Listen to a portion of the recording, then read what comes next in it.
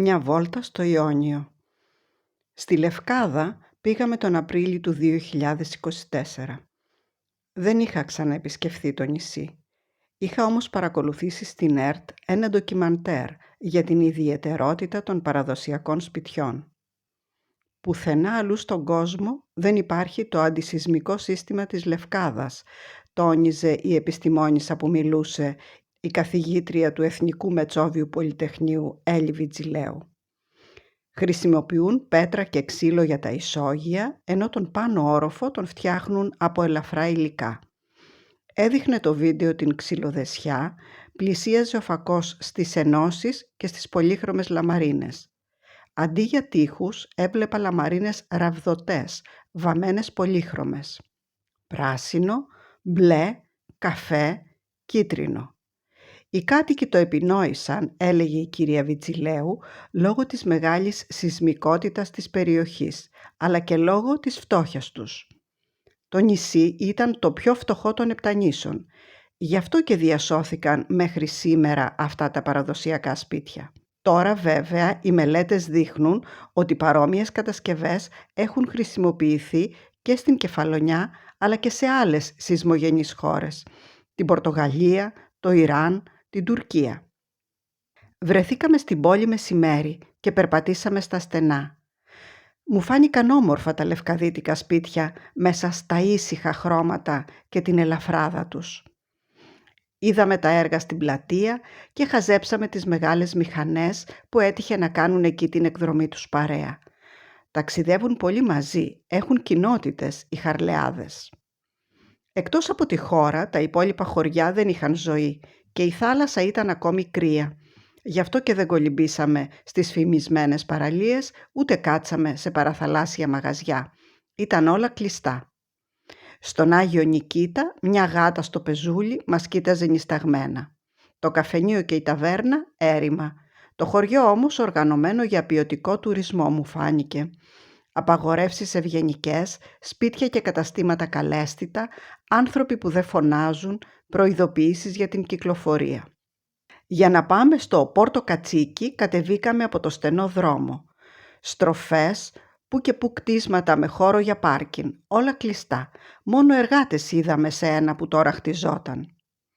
Οδηγούσα προσεκτικά. Ευτυχώς δεν συναντήσαμε σχεδόν καθόλου αυτοκίνητα. Ούτε πίσω μας, ούτε από την αντίθετη κατεύθυνση. Δεν υπάρχει ψυχή. Το ραδιόφωνο μόνο λέει και ξαναλέει κάθε μισή ώρα ειδήσεις. Ο πρωθυπουργός αυτό, η κυβέρνηση εκείνο, ληστεία, βόμβα. Ενδιάμεσα τραγούδια, ελληνικά κυρίως, και λαϊκά. Παντού πράσινο. Καλλιέργειες δεν διακρίνω, ούτε ζώα βλέπω. Φυσάει ο αέρας δυνατά. Σκέφτομαι πώς θα είναι εδώ το καλοκαίρι, σε αυτό το στενό δρόμο, μικρά αυτοκίνητα σαν το δικό μας, αλλά και άλλα, SUV, θηριώδη. Ακολουθούμε τις ταμπέλες και σταματάμε ψηλά στο πλάτωμα. Βγαίνω από το αμάξι να γναντέψω την παραλία, την πρόσβαση και αν είναι η καφετέρια ανοιχτή. Έχω διαβάσει ότι εδώ σκαρφάλωναν μόνο κατσίκια όταν σύμφωνα με το θρύλο αράξανε οι Ιταλοί το 1940 και ο Τσοπάνης έσφαξε ένα κατσίκι και τους έκανε το τραπέζι. Έβοσκαν και σκορπίζανε στα βράχια παντού τα κατσίκια μέχρι το 1980, λένε. Ούτε τροκάνια ούτε βελάσματα τώρα. Η βουή της θάλασσας και κάτι απόμακρες ομιλίες που έρχονται από χαμηλά, κάτω από τον γκρεμό. Πλησιάζω στην άκρη. Πόση μαγεία μπορεί να υπάρχει στη γη. Βαθιά τα νερά, μπλε, γαλάζιο, τυρκουάζ, σμαραγδί και η αμμουδιά σχεδόν ασπροπηλιά. Το πράσινο των θάμνων, το ασπροπό των βράχων, το γαλάζιο του ουρανού, η λάμψη του ήλιου και η καθαρότητα του αέρα. Από τις πιο όμορφες παραλίες του κόσμου. Είναι Απρίλης, άνοιξη λαμπρή. Η φύση έχει επουλώσει όλο το χειμώνα τις πληγές της από τα στίφη του καλοκαιριού και ξαναγεννιέται. Ακόμη δεν ήρθαν οι καινούργιοι επισκέπτες ανανεωμένοι κι αυτοί, με καινούργια ορμή και λεμαργία, να ρουκανίσουν, να φάνε, να πιούνε, να λερώσουν. Σε 2 μήνες θα γίνει εδώ το αδιαχώρητο. Κι ας είναι δύσκολη η πρόσβαση, κι ας πρέπει να κατεβεί κανείς από τόσα σκαλιά, κι ας είναι ένας μικρός δρόμος στενός και δύσκολος. Αγναντεύω λίγο ακόμα την παραλία από ψηλά, Τραβάω τις καθιερωμένες φωτογραφίες, σαν κοχύλι ημικυκλική με τα χρώματα διαυγή. Μπαίνει το ένα χρώμα μέσα στο άλλο. Ξεκινάει πράσινο σκούρο, ανοίγει με το μπλε, το γαλάζιο, λίγο άσπρο, κίτρινο του ήλιου. Με τον αέρα και τη βούη της θάλασσας μπορώ τώρα να διακρίνω και τα κελαηδίσματα των πουλιών. Λαλούν σπουργίτια ή μπορεί και κοτσίφια. Θα έχει εδώ κοτσίφια μέσα στα δέντρα, χαμηλά στους θάμνους. Την άλλη μέρα, στο γυρισμό, περάσαμε από το κάστρο της Αγίας Μαύρας. Μου φάνηκε μεγάλο και ογκώδες. Ήταν χτισμένο σε μια χερσόνησο της Λευκάδας, ενωμένη τώρα με την Έτωλο-Ακαρνανία μέσω της πλωτής γέφυρας. Χωνότανε το κάστρο σαν πέτρινη νησίδα μέσα στη θάλασσα. Ήσυχα, ακίνητα τα νερά τριγύρω σαν έλι. Παρκάραμε στο πλάτωμα κάτω από τα τείχη. Έπεφτε η σκιά του κάστρου, ερχόταν ένα αεράκι από το νερό. Είχα διαβάσει ότι εδώ πολέμησε ο Κολοκοτρώνης όταν ήταν στο Βρετανικό στρατό, τότε που απέκτησε την Περικεφαλαία, και ακόμη ότι ήταν ορμητήριο πειρατών και οι ταξιδιώτες το είχαν ονομάσει Φωλιά Τεράτων. Αφήσαμε το αμάξι, περάσαμε λίγα ερείπια και περπατήσαμε προς την είσοδο. Πληρώσαμε ένα μικρό εισιτήριο και μπήκαμε από την πύλη. Αριστερά στεκόταν ένα ακέφαλο σώμα, ντυμένο με παραδοσιακή φορεσιά που μας προκαλούσε να φωτογραφηθούμε. Όλο ερείπια και μια έκταση χέρσα με φρεσκοκομμένο χορτάρι. Άστραφτε κάτω από τον ήλιο και μύριζε με εκείνη τη γλυκερή μυρωδιά του πράσινου χορταριού που λιώνει. Στη δεξιά γωνία μια εκκλησία της Αγίας Μαύρας, διάδρομη περιμετρικά και στις άκρες μερικά κτίρια γερά από πέτρα. Για πληροφορίες ρωτήσαμε τον ψηφιακό παντογνώστη στη χούφτα μας.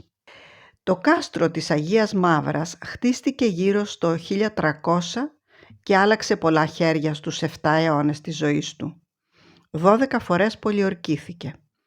Τον καιρό της τουρκοκρατίας έγινε άντρο πειρατών. Οι Βενετοί που υπέφεραν από τις επιδρομές τους προσπάθησαν πολλές φορές να κατακτήσουν το κάστρο. Τελικά τα κατάφεραν το 1684 με τον Μοροζίνη, αυτόν που βομβάρδισε τον Παρθενώνα. Έδιωξαν τους Τούρκους και εξόντωσαν όλους τους πειρατές. Για χρόνια το κατήχαν το κάστρο οι Βενετοί και μετά από αυτούς για λίγο οι Γάλλοι. Από τους Γάλλους το πήραν οι Άγγλοι, ύστερα από 40ήμερη πολιορκία, στην οποία συμμετείχε και ο Κολοκοτρώνης το 1810. Τότε ήταν που ο Άγγλος ταγματάρχης αποκάλεσε το κάστρο διαβολικό, λόγω της δυσκολίας που είχε αντιμετωπίσει με δάφτη. Το 1864 το κάστρο πέρασε στην Ελλάδα. Χρησιμοποιήθηκε ως στρατώνας, ως φυλακή, στέγασε πρόσφυγες της Μικράς Ασίας και το 1938 καταστράφηκε από το μεταξικό κράτος γιατί τα υλικά των τυχών, των προμαχώνων και των κτηρίων εκποιήθηκαν υπέρ του μετοχικού ταμείου στρατού. Δεξιά πίσω από ένα μισογκρεμισμένο τυχάκι είδα το νεκροταφείο. Εδώ κανείς δεν είχε μπει να κόψει τα χορτάρια. Μας φτάναν ως το γόνατο. Δεν προχωρήσαμε. Μπήκαμε λίγο στο εκκλησάκι της Αγίας Μαύρας. Ήταν μισοσκόταδο. Θυμήθηκα μια παλιά μου συμμαθήτρια με αυτό το όνομα που ήταν από τη Λευκάδα.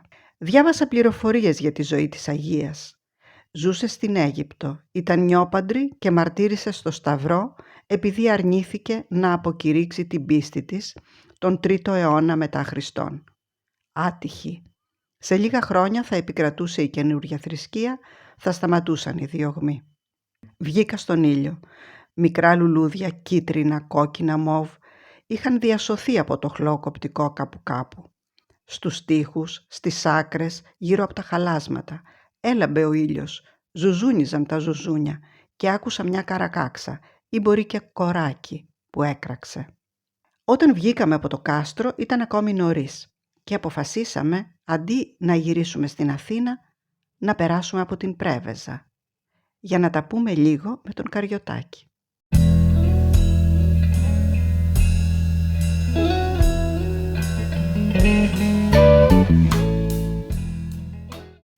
Δεν το φαντάστηκες, ποιητή μου, πως θα τρυπήσουν ακόμα και τη θάλασσα 100 χρόνια σχεδόν από τότε που δοκίμασες να πνιγείς, μα ήξερες κολύμπι και αναγκάστηκες τελικά να χρησιμοποιήσεις το όπλο σου. Τόσο αποφασισμένος να τελειώνεις, μια και καλή με τον αβάσταχτο δικό σου τρόμο, αλλά και τις ρεμούλες των διαπλεκόμενων. Εκατομμύρια οι πρόσφυγες, ξεριζωμένοι Έλληνες της Μικράς Ασίας. Ακόμη τα ίδια και χειρότερα γίνονται ποιητοί. Αχόρταγες οι μασέλες του κόσμου, άδειασε το ύπας μου. Γέφυρες, τούνελ, τέρνα, γεραπετρίτης, άστα. Η ζωή όμως κι έτσι είναι όμορφη, ποιητή μου. Πώς να το πάρεις απόφαση να φύγεις από μόνος σου? Η άνοιξη έρχεται κάθε χρόνο. Ακόμη λαχταρώ να ρουφήξω τις μυρωδιές, να τραγουδήσω τις μουσικές στον αέρα και στη θάλασσα, να γευτώ γουλιές από την ειδονή της σάρκας και του πνεύματος. Πιο πολύ τώρα του πνεύματος. Μόνο να μην χάσω αυτή την ειδονή, να μην πάψει να επεξεργάζεται το μυαλό μου τα ερεθίσματα. Δεν ξέρω τι κουβέντιασε ο Γιώργος με τον ποιητή. Γύρισε γύρω-γύρω την πρωτομή του. Έψαχνε την καλύτερη γωνία λήψης για τη φωτογραφία. Σύγκρινε το πώς της προηγούμενης φοράς που είχε επισκεφθεί την Πρέβεζα με την τωρινή. Σχολίαζε τα στενά σοκάκια που δεν χωρούσες να περάσεις από τα τραπεζοκαθίσματα. Τόσο κοντά οι καρέκλες και από τις δυο μεριές. Τόσοι άνθρωποι καθισμένοι να τρώνε και να κουβεντιάζουν και να στριμώχνονται. Δεν μείναμε το βράδυ στην Πρέβεζα. Μας έδιωξε η φασαρία και η στενότης. Όταν πήγαμε στο υπαίθριο πάρκινγκ του λιμανιού να πάρουμε το αμάξι, βρήκαμε εκεί στην πλατεία με τα παιδιά έναν κύριο, τον κύρ Παναγιώτη, που μας μίλησε για την κόρη του, τα εγγόνια του και τη γυναίκα του που του λείπει πολύ.